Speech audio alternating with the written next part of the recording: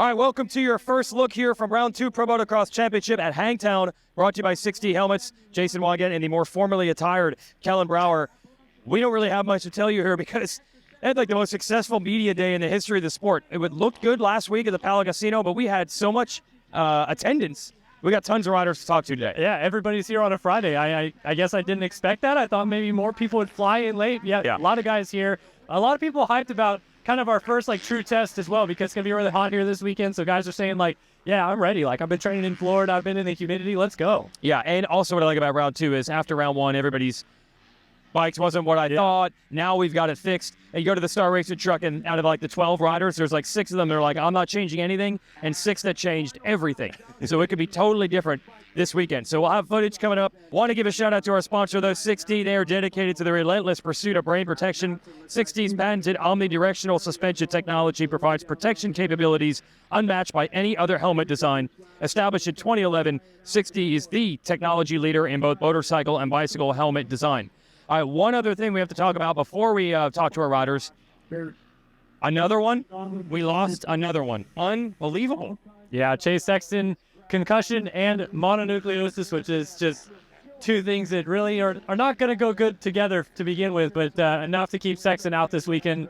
And it's just unfortunate. I mean, we're already missing so many guys, like you said. A lot of factory guys already out. We're now down to just 5 factory riders, and really it's the biggest blow championship-wise, because at the start of the year, it really only seemed like the only person that had anything for Jet Lawrence was Chase Sexton. Yeah, they were 44 seconds up on Dylan Ferrandis, who has a whole new bike and did make changes and could get better. And we tried to pump the brakes on the Jet Lawrence hype only because we've been fooled by Round 1 before, but that was a lot of very, very obvious evidence, especially when you lose Sexton as well.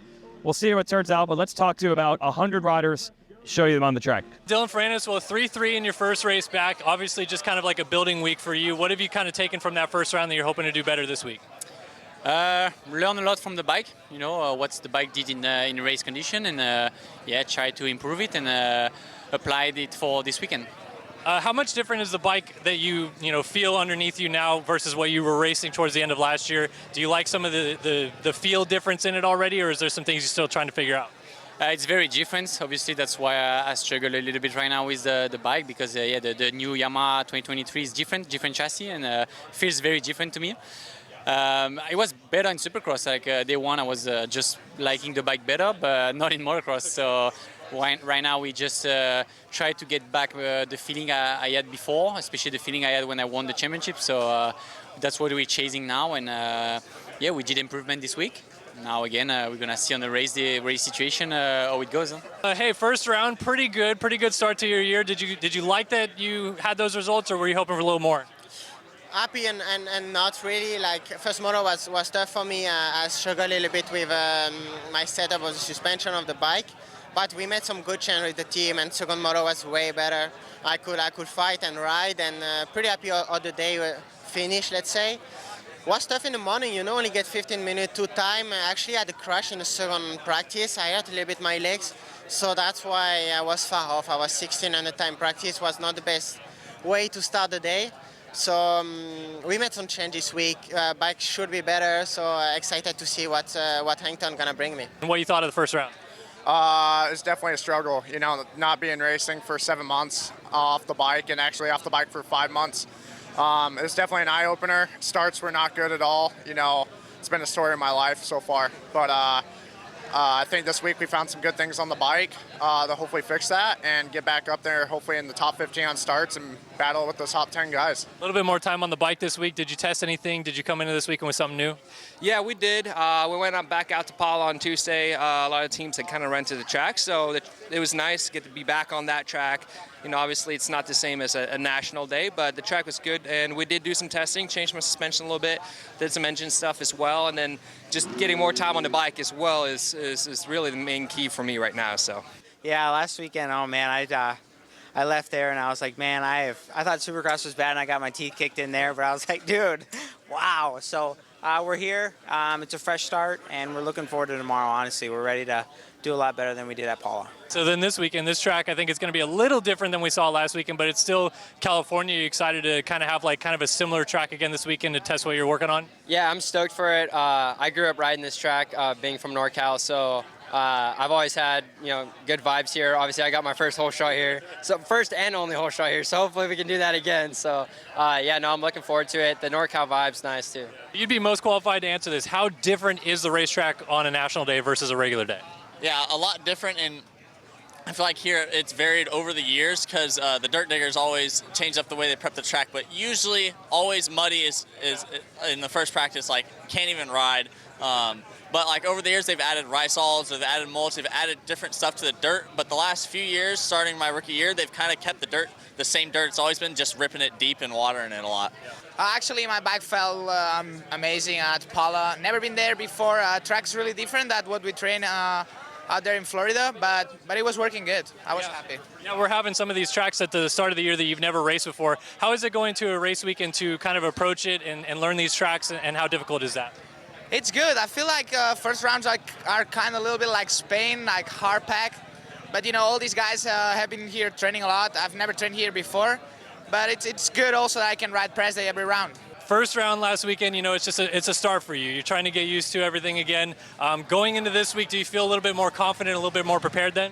Yeah, absolutely. Yeah, last week was good for me, and had a solid week this week back in Florida. And just riding at this point, man. Just trying to get the motos that I'm missing. And it was a really good week back with Eldon at the farm. And looking forward to this weekend. Hopefully improve a little bit. We made a slight fork improvement that I thought was better. So looking to build and see where it takes us. Yeah, we went to Pala. A lot of teams were out there. We got some work done. Team was there. Got some suspension work in. So bike's feeling good. I'm feeling good. Just gonna come through. And lastly, it's going to be hot tomorrow. You ready for the Sufferfest? I think so. I like to suffer. I feel like I'm in pretty good condition right now. I'm rested and feel like I'm peaking, so I'm ready. Lastly, building from last week, was there anything you worked on in terms of setup this week that you changed? You're looking forward to testing out this weekend? Yeah, we changed the rear end to give me a little bit more hold up on the exit of turns to just get a better drive out of corners and make it a little bit easier for me to hold on. And then changing me, just getting a little bit more a better mindset and to be a little more calm and execute my corners right. I think I was rushing a little bit and trying a little too hard. Over trying is really common in our sport, and I fell victim. So clean it up, and I'll be back to right now how I know how. You like Hangtown? How much experience do you have at this place? I've had a lot of experience. My regionals were always here, growing up as a kid, so I like it. Track gets gnarly, so it should be fun. Just tell me about the experience and getting used to it again. Yeah, it was good. It felt good to be back at the outdoors. Like I've been watching it for 3 years now, 3-4 years on TV, and so it was good to be back. Didn't know what to expect really, but it's fast. There's a lot of fast guys. Everyone's going so fast. I mean, I rode pretty dang good in the second moto, and I got 14th straight up, but I did get into that pile up like in the third turn. I didn't go down, but I was stuck in it, so I was pretty far back. But could have easily been 16th too. Like I made a pass on the last lap, and Marchbanks was all over me for over half the moto. So yeah, it was pretty interesting. When a guy like Chase does go out and gets injured like this, does it even change your own goals, or is it still the same? Like I'm going to try to go win motos, doesn't matter who's on the track. Yeah, it doesn't really matter. I'm going to go out there and do the best I can, and whether that is end up winning, end up second or third, I'm just going to go leave it all out on the track. All right, well, we're going to have a hot one tomorrow. Are you ready for the heat? I'm ready. I've been ready, baby. Come on, bring it. So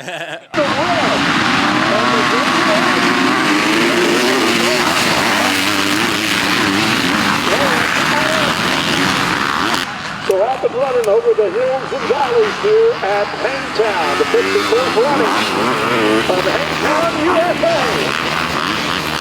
Very, very difficult. You get left to shot to get the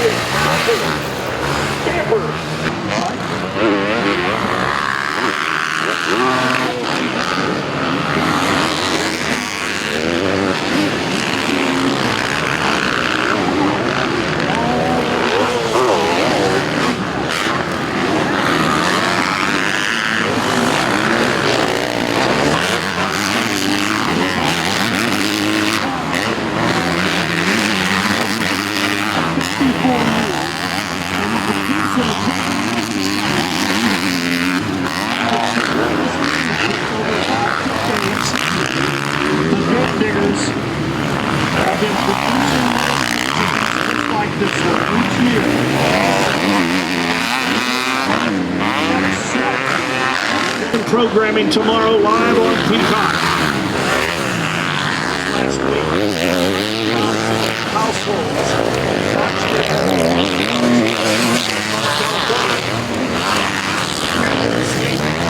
It's hard to tell. It's such an iconic venue.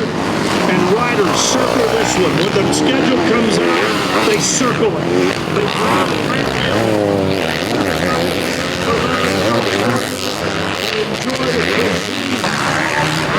They said I was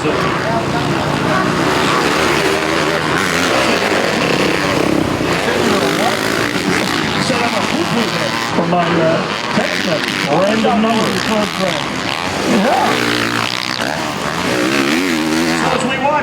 As we watch these riders make their way around this racetrack, my gosh, you have your uniform. And you don't have arresting authority, do you?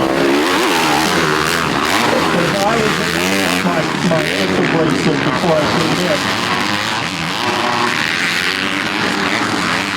11 venues across America.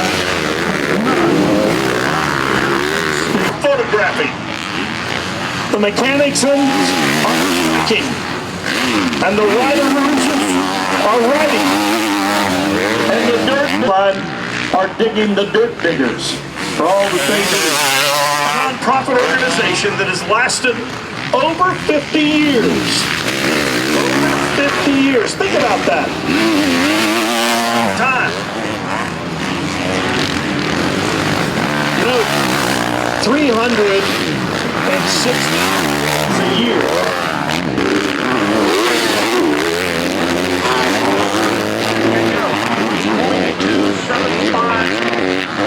Relentless program, and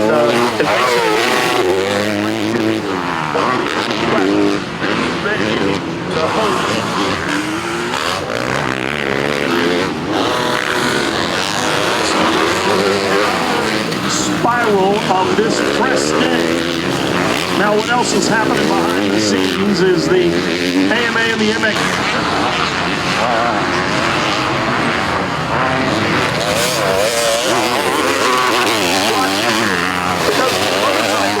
The racetracks change, and they are always dynamic. And here's the number 25.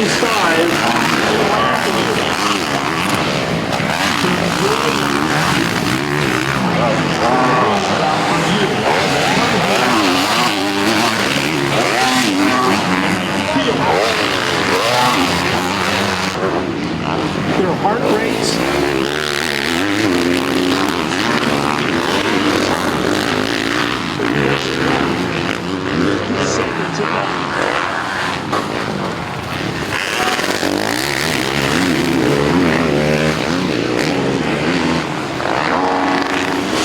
Some riders go down with their elbows out and the helmet looking down over the number plate.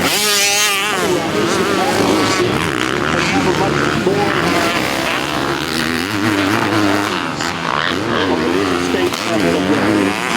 they all have different styles. We look at the number 7.